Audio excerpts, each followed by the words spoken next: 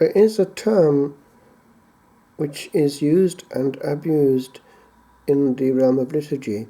It's that of active participation. It's an expression which actually is not as new as we think. It's already used by Pius X and by Pius XI.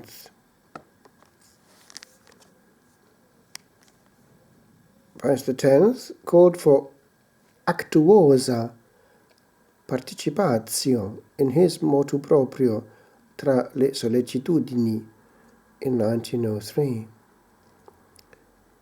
The faithful, he says, assemble to draw that spirit from its primary and indispensable source, that is, from active participation in the sacred mysteries and in the public and solemn prayer of the Church. Pius XI, in his Apostolic Constitution Divini Cultus, wrote in 1928 that the restoration of Gregorian chant for the use of the people would provide the means whereby, and here we have the quote from him, they may participate in divine worship more actively. However, in this document, emphasis was also laid upon an appreciation of the beauty of the liturgy that is capable of stirring the heart of the worshipper, who thereby enters into the realm of the sacred mysteries. And in his encyclicals Mystici Corporis, that's in 1943, and Mediator Dei, that's 1947, Pius XII also used the term, but insisted that true participation was not merely external.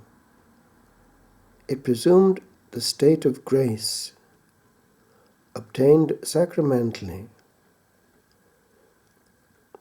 and presumed, therefore, baptism, by which there was union with Christ in his mystical body.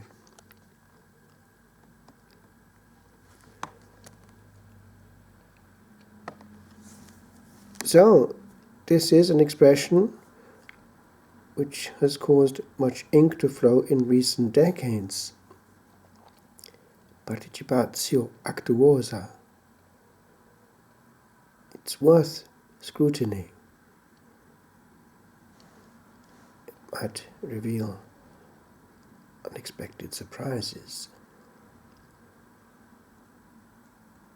We recall that the shared intuitions of the experts that constituted what came to be known as the liturgical movement were orientated primarily towards a change of attitude towards sacred liturgy, rather than revolutionary changes in its received form. The changes envisaged regarded essentially those areas which needed adjustment in view of making possible the application of this eventual change of attitude. To understand the thinking behind this, it is enough to recall that in some areas, during the month of October, it was customary to give out the rosary during Low Mass itself. Hence, a progressive re-education as regards the very concept of liturgical prayer can rightly be said to have been called for.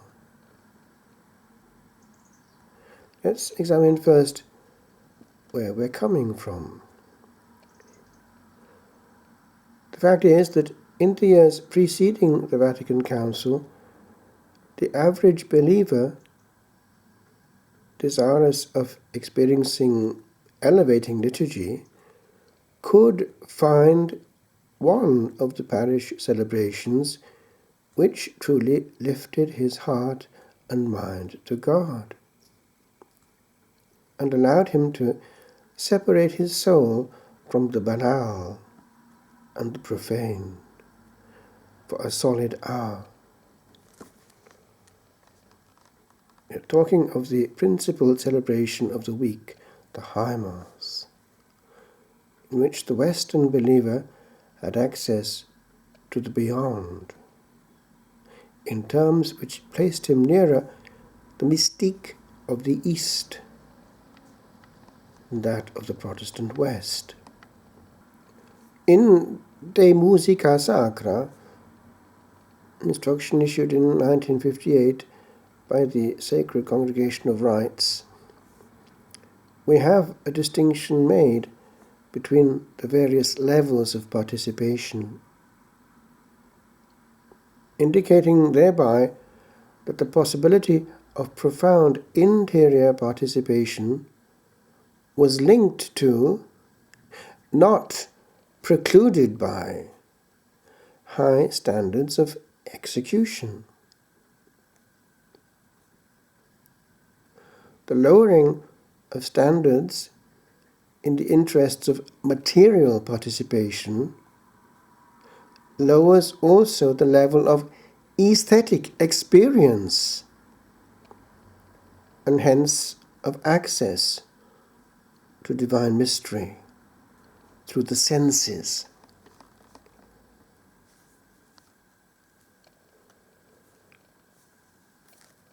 In the interests, it was said, of favoring active participation, all obstacles to what it was thought to consist of were progressively removed.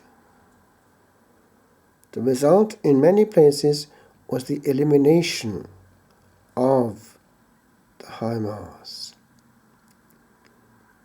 and the introduction of the Protestant hymn and prayer sandwich to the normal Catholic parish setting, with the difference that the hymn was sung not by the assembly, but by a scholar that possessed the necessary expertise to execute the repertoire of modern music considered politically correct. And the toleration for pastoral reasons did not extend beyond 1 or 2 verses,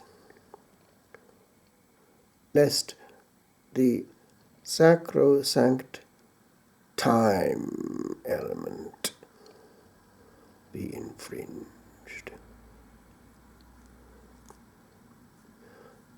As time went on, the practice, originally restricted to the campus of popular devotions, was extended to that of the liturgy itself. Hence it is that we find 2 characteristics today very dominant in any normal setting. Active participation in practically every word, including those restricted to the celebrant, and execution of every henceforth shared word at the speed characteristic of popular devotions. Let's examine some of the areas covered by this participation. The first is the wording of the liturgy itself. By now, it is most difficult to preside without finding that practically everything from the words accompanying the sign of the cross to the final blessing is recited chorally by all present. All it seems, presume that they may absolve and bless. In some areas, they know and recite the secret prayers of the celebrant. Certainly, all know and recite those that are always audible, without the exclusion of parts of the canon. In many cases, the celebrant has to add the Amen to the prayer for peace, since all are presiding at that point, except himself.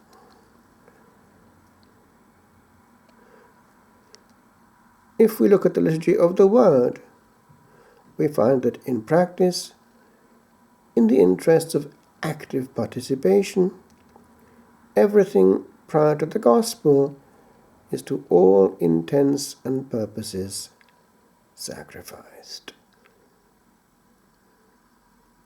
The preliminaries of the celebration are dispatched at the pace of the nervous lay person, who seems to have as primary objective that of reaching the end.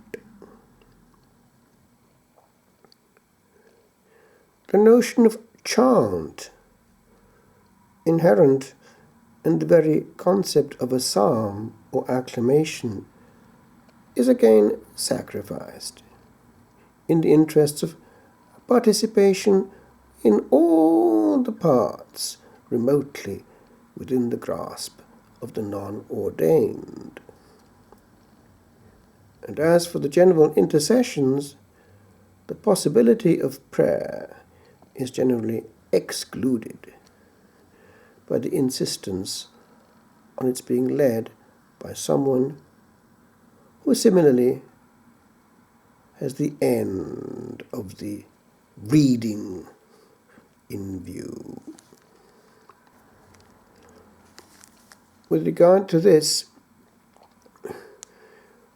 Joseph Ratzinger, in his volume Feast of Faith, has this to say.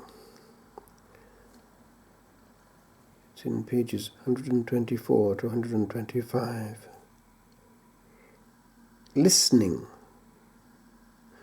the receptive employment of the senses and the mind, spiritual participation, are surely just as much activity as speaking is. Our receptivity, perception, being moved, not active things too. What we have here is a diminished view of man, which reduces him to what is verbally intelligible. And this is at a time when we are aware that what comes to the surface in rationality is only the tip of the iceberg, compared with the totality of man. In more concrete terms, there are a good number of people who can sing better with the heart than with the mouth. But their hearts are really stimulated to sing through the singing of those who have the gift of singing with their mouths. It is as if they themselves actually sing in the others. Their thankful listening is united with the voices of the singers in the worship of God. Are we to compel people to sing when they cannot? And by doing so, silence not only their hearts, but the hearts of others also. As for the praying of such moments as the Agnus Dei, it is generally excluded by the insistence that all say it, and therefore at a decent pace, lest the worst happen, namely, that the celebration be prolonged. And as for the sacred moments of Eucharistic communion, the interests of the people require that the essential of the parish life be handled at that moment, since silence is a propitious moment for making announcements, either by priest or by worthy lay representative.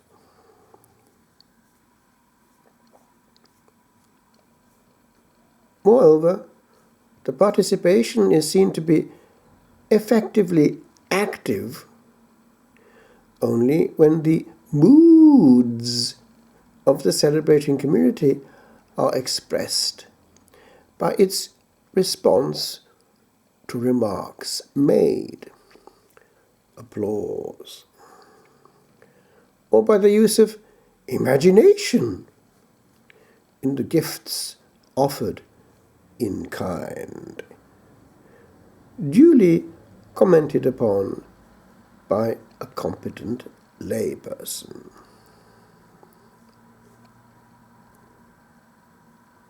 However, it need not stop there.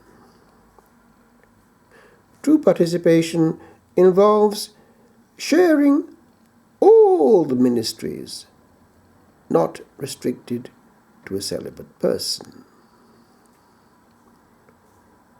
And because of equal rights, the dominant elements cannot but be female.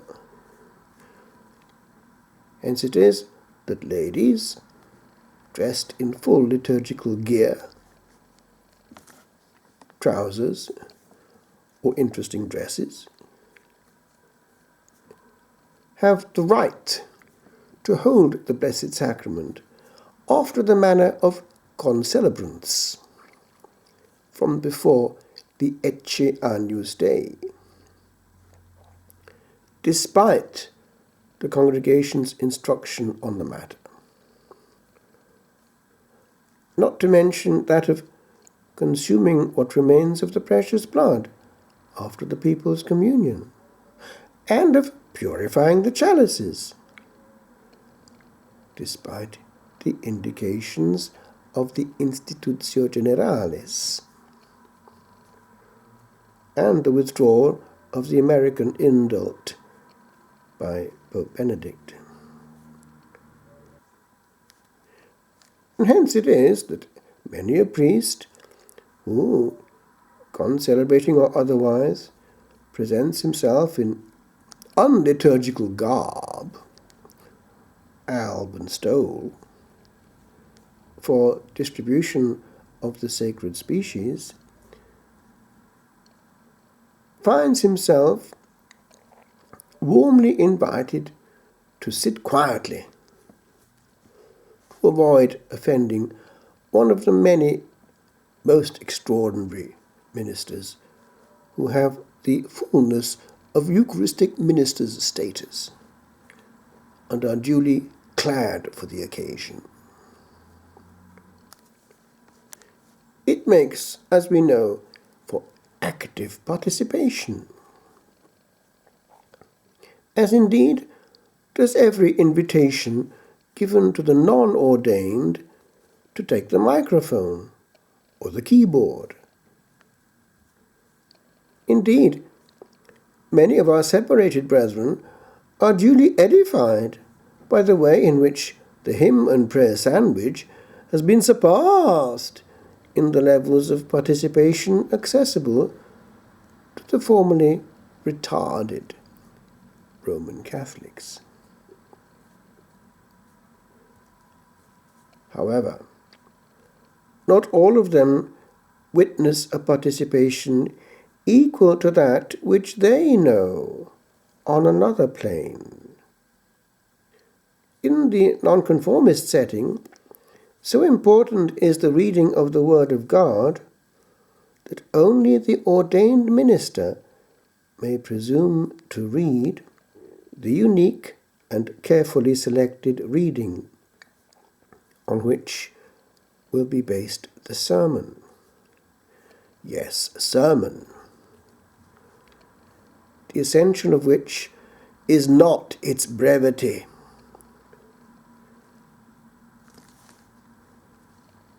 And never could there be a question of a non-ordained person leading the community in the solemn and intense moment of prayer which follows the second hymn, all the verses of which will have been sung, and indeed relished, and by all and sundry, especially sundry. Leading in prayer is regarded as a specific charism of the ordained, and his quality is assessed, in part, on his possession of it. We are getting to the point. Is there a case for saying it is not a question of seeking the maximum in regard to participation, but rather the optimum? And does the participation of one, incompetent, not risk allowing his participation to the exclusion of the deeper participation of all others in the assembly? Here we are approaching the crux of the matter. What is participation? And what did the Council Fathers intend by using the expression active participation? Is the pious soul who finds himself lifted to something beyond him at a moment of high musical or liturgical beauty not to be said to be participating actively, though with his mouth for once shut, while another, in an unstoppable flow of words, is to be classed as truly conciliar in his participation? Are we closer to the beyond by our diminishing our distance from it? Are we richer in our religious experience by our inexperience of it? Do we know more about liturgy by not having access to its plenitude? And there is more to it again. It is highly probable that by this stage in Christian history, the majority of sacramental communions, at least in the West, is sacrilegious.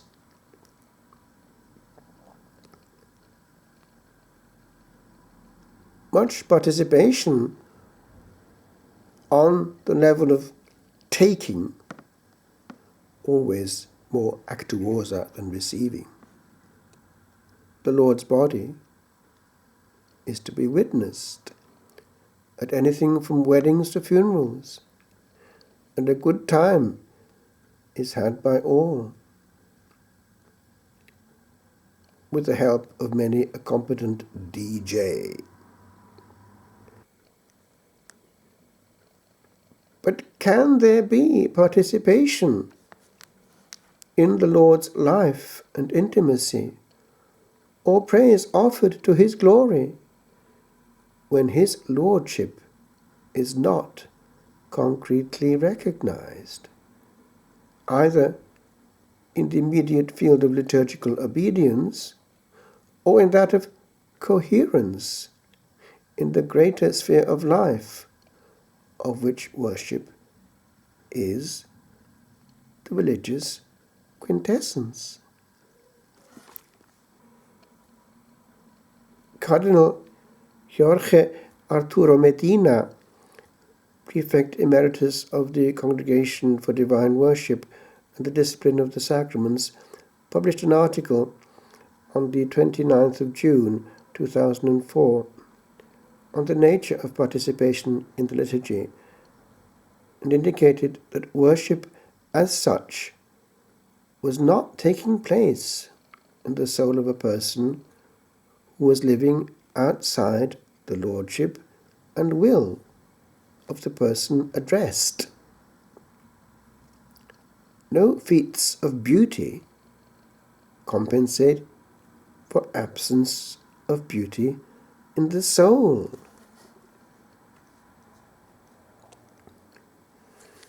As regards the issue of mere functionality in the liturgical sphere, the then Cardinal Ratzinger, in the course of an analysis on the question in that same volume, Feast of Faith, it's on page 111, quotes Aristotle, the Politics, chapter 8, section 3,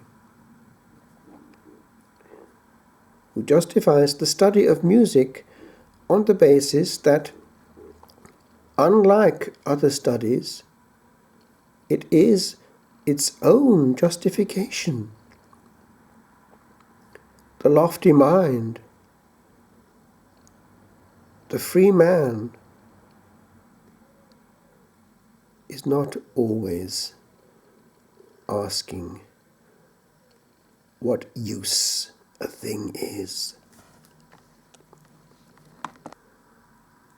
A soul in a state of mortal sin, come on, you don't really believe there still is such a thing, do you? Cannot participate in actively glorifying his Creator. Why? Because he, not the Creator, is in charge of the show. And that is where we're at, should that be the case. The show, my friends, contains maximal participation. But I am reminded of a remark made in 1971 by a holy maid who was long since passed on to God. She had come across a passage of Newman while yet a Protestant. The Catholic Church is a field surrounded on every side by bits of itself. She closed the book and walked over to the Catholic presbytery to ask for instruction. One day, while showing me her worn missal, she noticed the pages of the canon, which were of a different colour. These, she explained, were showing the traces of what she referred to as the gift of tears. Succinctly, she added, "We don't get that gift anymore." Of course, she was unenlightened.